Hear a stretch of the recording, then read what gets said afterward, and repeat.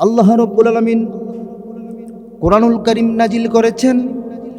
আমরা যখন কোরআনুল কারীমকে প্রশ্ন করলাম, ও কোরআনুল কারীম তুমি কোথায় থেকে এসেছো, কোরআনুল কারীম সঙ্গে সঙ্গে উত্তর দিল।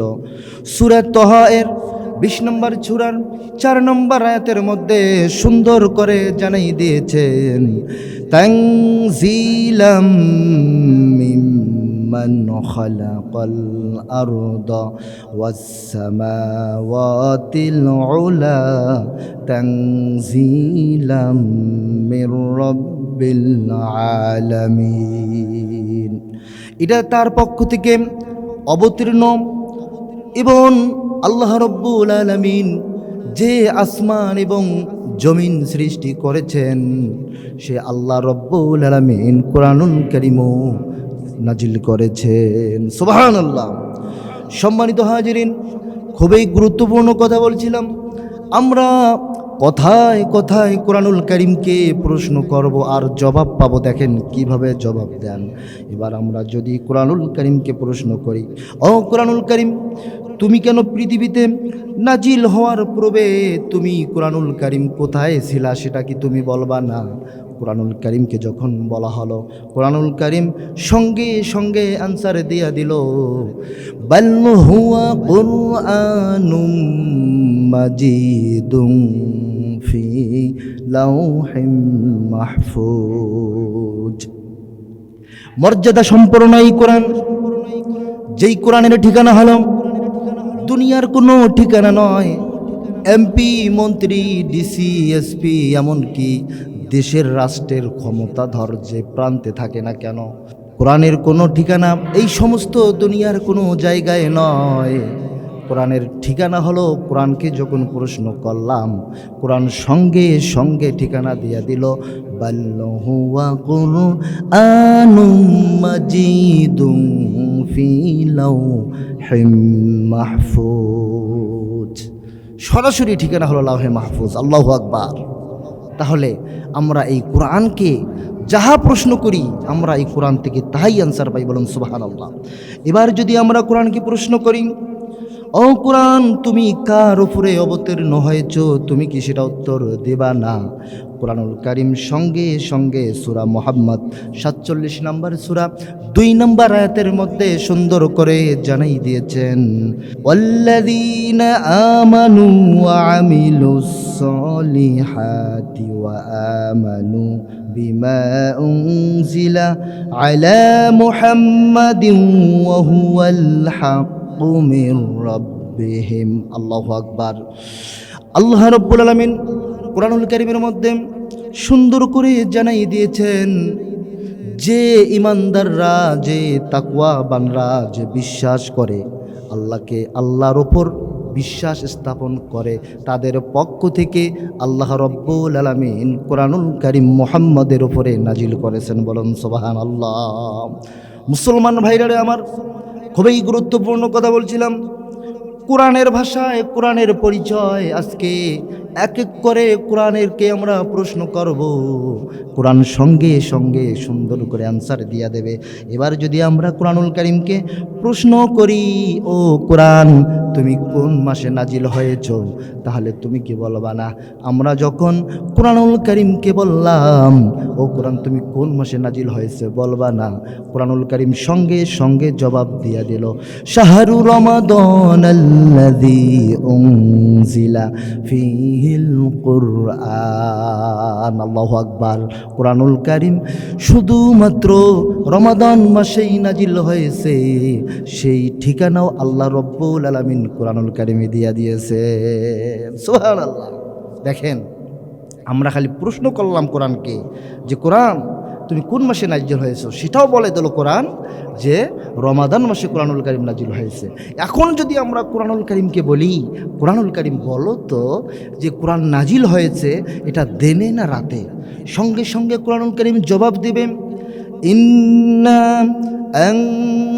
আনজালনাহু ফি লাইলাতিল কদর। আল্লাহু আকবার।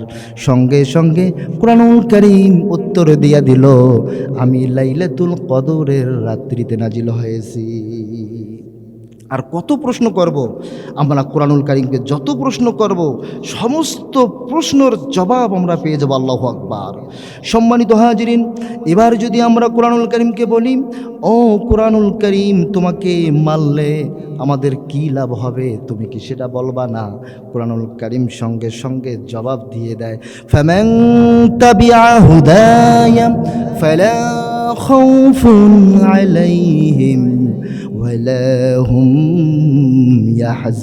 ইয়াহজানুন।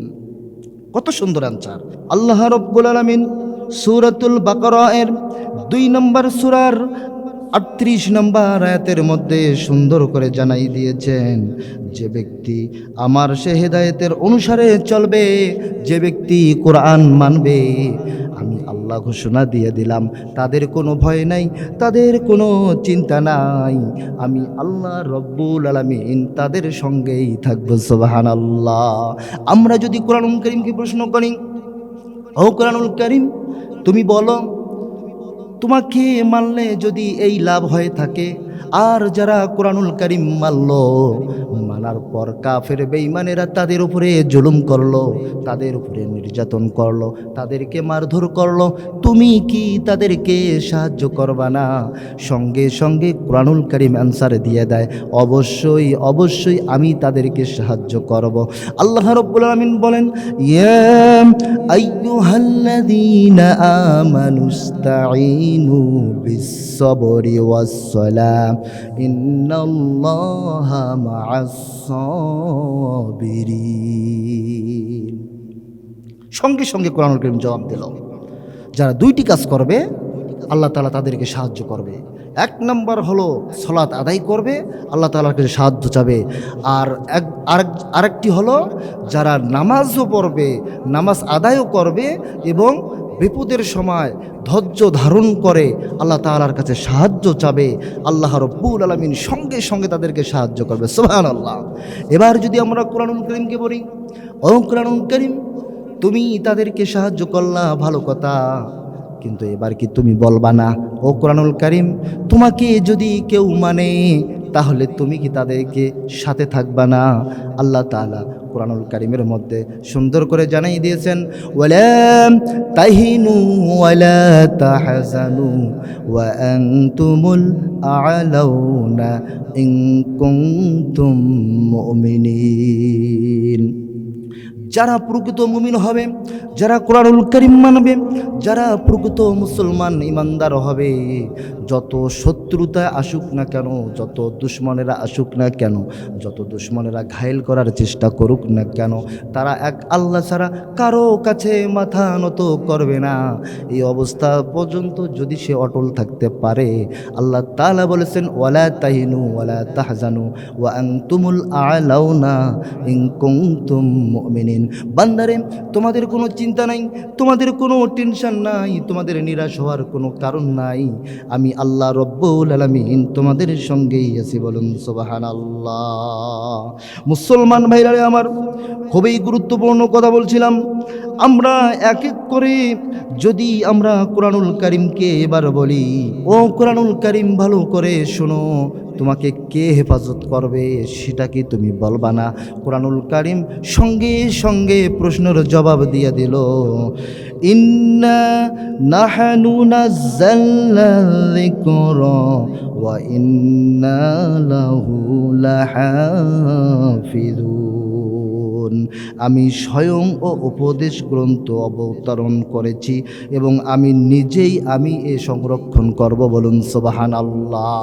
তাহলে কোরআনুল কারীম সংরক্ষণ করবেন একমাত্র আল্লাহ। বলুন সুবহানাল্লাহ। মুসলমান ভাইরা আমার, খুবই গুরুত্বপূর্ণ কথা। তাহলে আমরা কোরআনুল কারীমের ভাষায় কোরআনুল কারীমকে যাহা পরিচয় চাচ্ছি তাহাই দিচ্ছে।